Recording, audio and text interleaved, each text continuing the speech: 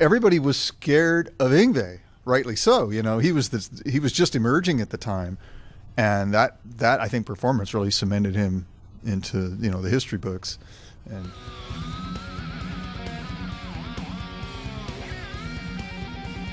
so I'm going to go back, way back now, but really not too far, to an epic moment that I think a lot of people remember and appreciate. It was about 34, 35, 36 years ago.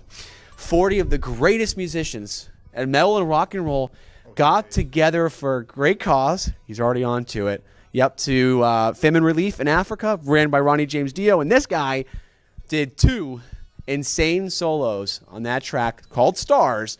And you were alongside Brad Gillis, Yngwie Malmsteen, Vivian Campbell, Neil Schon. The list goes on and on. Legends. What were some of the fondest memories you have from that experience in that session at that studio A&M recording? yeah, we're at A&M before it became Henson. Right. Well, it was, you know, it was a line outside of in the outdoor, you know, kind of patio area, going into the room, and everybody kind of was like, it was almost like waiting at the DMV, you know. Oh, except that every fucking guitar, like if you wanted to get rid of all your guitar competition, you just plant a bomb there, and he would have been like the only guy left and would have won by default. But everybody was scared of Yngwie, rightly so. You know, he was just emerging at the time, and that I think performance really cemented him into, you know, the history books, and you know, and his place in the hierarchy was established, I think, after that, pretty concretely. But so I noticed that when everybody went in, everybody was kind of chasing Yngwie. So everybody was playing faster than they normally do, but uncomfortably so. You know, kind of frenetic and nervously. And I don't want to name it. I mean, I was doing it too, but it's just like, it was hard to be yourself because this guy's shadow was cast such a large shadow. So. Well, it was very distinguishable sound, but so was yours. Your solo, when you hear it, you know it's George Lynch. There were some other players on there that when they soloed, I had to go watch the video again to see who it was playing. But I knew George Lynch, I knew Yngwie Malmsteen. So I was like, okay, I guess it's good for me. It was a problem listening to the record for me and trying to differentiate the different players. It seemed like they all just kind of ran together, except for Yngwie. But when you watch the video, it was great because you could. It was also a different mix and a different edit on the video. It's not the same as the record. It's a on the record. It's just, when are they switch? You can't tell when they're switching between one guitar player and another. It's just kind of a mess. Right. But on the video, it's actually much more pleasant, where you can kind of give, you know, the guy has room to breathe. And exactly. And you know what? I take one of the comments I said back. I knew it was you when you played. I knew it was Yngwie, and I knew it was Brad Gillis, because his whammy bar usage was like insane. So you knew it was immediately him off the bat. So yeah, he's got that unique. And he does. I don't know what he does. He pulls back on her, does the flicker and all that. Yeah. Were you nervous when you laid down your solos? Well, it was a long time ago. I don't think I was very nervous, actually. No, I don't know why.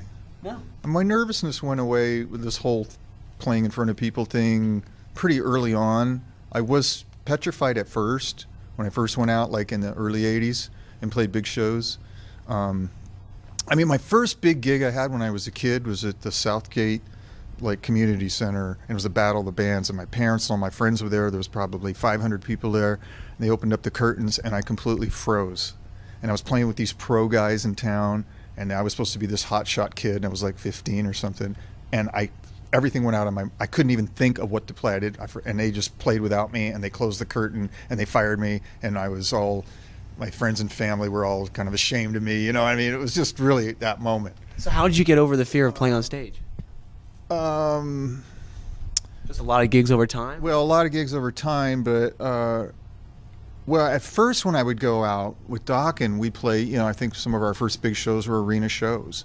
And that was pretty frightening. It's like, you know, the guys bring you up and they put you up the stairs and it's dark and there's all the lighters and it's like, okay, there's 18,000 people out there. So it's just like the Rockstar movie with Mark Wahlberg, right? The big song Staircase. I remember that movie. But yeah, I can imagine. So it was, yeah, it was your heart's in your mouth, and it's just like you're so scared that you can barely play. So what I remember happening sometimes is I would overplay, and I would get to the point where I'd almost hyperventilate, and I would put myself in these crazy physical positions on stage where I was just trying to project in such a huge way, you know, just on my knees, laying back, you know, hands in the air. And I would get stuck in positions sometimes on stage with Spinal Tap, where they'd have to, like, I couldn't get off the ground, you know. It was just like, help, I need some help over here, help over here. Wow. You know, things like that, silly stuff. And then Jeff and I would start listening every night to the board tapes and listening, which is very critical listening, you know, because you're just hearing coming right out of the mics. You're not even here in the room. So if you make a mistake, it's very glaring. And we would get in the back of the bus and we'd listen every night, and we'd start tearing it apart and we'd go, sounds like you're rocking out too much here, dude, and not paying attention to what you're playing. And so we're like, oh boy. So I started paying attention. And once I started paying attention to what I'm doing here and not paying attention to what's going on out there, and stopped posing as much, I relaxed and started breathing and just going inside myself and losing track of space and time and just being one with whatever I was playing, my instrument. And that helped a lot.